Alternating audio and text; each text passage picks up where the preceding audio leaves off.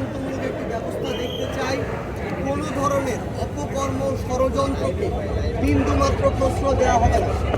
জনগণ রাজপথ যেভাবে বেছে নিয়েছিল ফ্যাসিস্ট তাড়ানোর জন্য, ফ্যাসিস্টদের পক্ষের যে কোনো ষড়যন্ত্র মোকাবেলা করার জন্য প্রয়োজনে আবার রাজপথ বেছে নিবে বাংলাদেশের এই ছাত্র জনতা। এ পর্যায়ে কথা বলার জন্য আহ্বান করছি জাতীয় নাগরিক পার্টি এনসিপির সংগ্রামী আহ্বায়ক জনাব নাহিদ ইসলাম।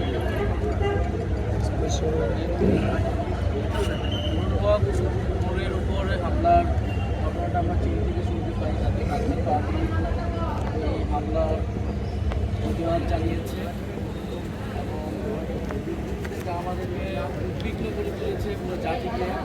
আসলে জুলাই গণঅভ্যুত্থানের পরে এরকম একটা দিন দেখতে হবে, এটা আমরা কি কল্পনা করি নাই। এটা শুধু দুঃখজনকই নয়, অনাকাঙ্ক্ষিত নয়, এটা উদ্বেগজনকও। আমরা আসলে কোন সময়ে বাস করছি এবং দেশের পরিস্থিতি কোন দিকে যাচ্ছে এটা আমাদেরকে ভাবাচ্ছে। কারণ যখন আমরা ফ্যাসিস্টদের বিচার চাচ্ছি, ফ্যাসিবাদের দোসরদের বিচার চাচ্ছি, সেই বিচার চাওয়ার অপরাধে আমাকেই নির্যাতিত হতে হচ্ছে। তাও এই অন্তর্বর্তী সরকারের সময়ে তাদের অধীনে থাকা সেনাবাহিনী এবং আইন শৃঙ্খলা বাহিনীর দ্বারা। এটা অত্যন্ত দুঃখজনক। গণ অভ্যুত্থানের শক্তিকে অবদমন করতে, তাদের কোমর ভেঙে দেওয়ার জন্যই এই ধরনের পরিকল্পনা করা হচ্ছে, এই ধরনের দৃষ্টান্ত স্থাপন করা হয়েছে বলে আমরা মনে করছি। এবং নুরুল হক নূরকে যেভাবে আঘাত করা হয়েছে, আপনারা জানেন যে তাদের পার্টি অফিসের সামনে, কার্যালয়ের নিচে তারা সংবাদ সম্মেলনের প্রস্তুতি নিচ্ছিল। সেই জায়গা থেকে একটা ঘটনার প্রেক্ষিতে তিনি পরিস্থিতি নিয়ন্ত্রণের জন্য সেখানে গিয়েছিলেন এবং এটা তাদের রাজনৈতিক অধিকার, গণতান্ত্রিক অধিকার যে কারো বিরুদ্ধে গণতান্ত্রিকভাবে কথা বলা এবং ফ্যাসিবাদের দোষীদের বিচার চাওয়া। এবং আমরা সেখানে দেখলাম যে ন্যাক্কারজনকভাবে তার উপর হামলা করা হলো, তার নেতাকর্মীদের উপরে হামলা করা হলো। এক কথা বলতে গেলে এটাকে বলে বর্বরতা। এবং এটা আমাদের জন্য দুঃখজনক যে এই বর্বরতা সেনাবাহিনীর দ্বারা, সেনাবাহিনীর কিছু সদস্যদের দ্বারা সংঘটিত হয়েছে। সেনাবাহিনীর অফিসারের পক্ষ থেকে তাদেরকে প্রথমে হুমকি দেওয়া হয়েছে এবং সেই হুমকি 10 মিনিটের পরবর্তীতেই এই হামলার ঘটানো হয়। ফলে এটা আমাদের জন্য উদ্বেগের। অন্তর্বর্তী সরকার আসলে কিভাবে পরিচালিত হচ্ছে, সেনাবাহিনী কাদের নির্দেশনায় পরিচালিত হচ্ছে, এই বিষয়ে কিন্তু প্রশ্ন উঠছে। কারণ অন্তর্বর্তী সরকার গণ অভ্যুত্থানের এই নুরুল হক নূর, এদের মতো ফ্যাসিবাদ বিরোধী যোদ্ধাদের লড়াই সংগ্রামের ফলেই কিন্তু এই অন্তর্বর্তী সরকার গঠিত হয়েছে। ফ্যাসিবাদ বিরোধী রাজনৈতিক দলগুলোর সমর্থনে অন্তর্বর্তী সরকার এখনো তাদের কার্যক্রম পরিচালনা করে যাচ্ছে।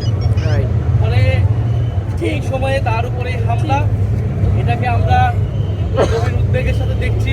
এটার প্রতিবাদের ভাষা আমাদের নেই এবং আমরা পাশাপাশি এও লক্ষ্য করছি যে দেশে এক ধরনের অস্থিতিশীলতা তৈরি করার নানা চেষ্টা করা হচ্ছে।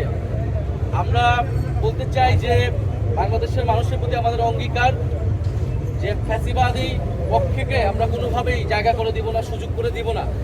সেটা জাতীয় পার্টির নামে আসুক, যেই নামে আসুক না কেন, এবং বাংলাদেশের যেই শক্তি তাদেরকে সহযোগিতা করবে, তাদেরকে জনগণের বিরুদ্ধে দাঁড়াতে হবে। এবং আরও দুঃখজনক, সেদিন হয়তো যা ঘটনায় হয়ে থাকুক না কেন, সেটা যদি অনাকাঙ্ক্ষিত হয়ে থাকে, দুর্ঘটনা হয়ে থাকে, সেনাবাহিনীর উচিত ছিল নিঃশর্তভাবে দুঃখ প্রকাশ করা, ক্ষমা প্রার্থনা করা। যে একজন রাজনীতিবিদকে, ফ্যাসিবাদ বিরোধী রাজনীতিবিদকে এইভাবে রাস্তায় ফেলে পেটানো হয়েছে। কিন্তু আমরা দুঃখজনকভাবে দেখেছি যে আইএসপিআরের যেই বিবৃতিটি তারা দিয়েছে, সেখানে তারা এই হামলাকে বৈধতা দেওয়ার চেষ্টা করেছে, জাস্টিফাই করেছে, মব ভায়োলেন্স বলেছে। একটা গণতান্ত্রিক রাজনৈতিক দল তার কর্মসূচি, তার অফিসের সামনে সে সংবাদ সম্মেলন করছে, সেটাকে মব ভায়োলেন্স বলে সে সেনাবাহিনী এই হামলার বৈধতা উৎপাদনের চেষ্টা করেছে এবং এটি আরও ন্যাক্কারজনক ঘটনা ঘটেছে। অন্তর্বর্তী সরকার তাদের অবস্থান ব্যক্ত করেছে, বিচারিক তদন্ত কমিটি করেছে এবং সেনাবাহিনীর উচিত অবিলম্বে সেই বিবৃতি প্রত্যাহার করে এই ঘটনার জন্য দুঃখ প্রকাশ করা। আমরা সেনাবাহিনীর প্রতি শ্রদ্ধাশীল ছিলাম অন্তর্বর্তী সরকার গঠনের সময় থেকেই, গণ অভ্যুত্থানের সময় থেকেই, এবং তাদের উপরে দেশের আইন শৃঙ্খলা সহ সামনের যে নির্বাচন হবে তার অনেক কিছু নির্ভর করছে। কিন্তু যদি সেনাবাহিনীর এই ধরনের পক্ষপাতমূলক অবস্থান দেখা যায় যে একটি রাজনৈতিক দলকে বাঁচানোর চেষ্টা করা হচ্ছে এবং দুঃখজনকভাবে সেই রাজনৈতিক দল হচ্ছে ফ্যাসিবাদের দোসর এবং তাকে বাঁচাতে গিয়ে ফ্যাসিবাদ বিরোধী জুলাই গণ অভ্যুত্থানের অন্যতম নেতাকে আক্রমণ করা হচ্ছে।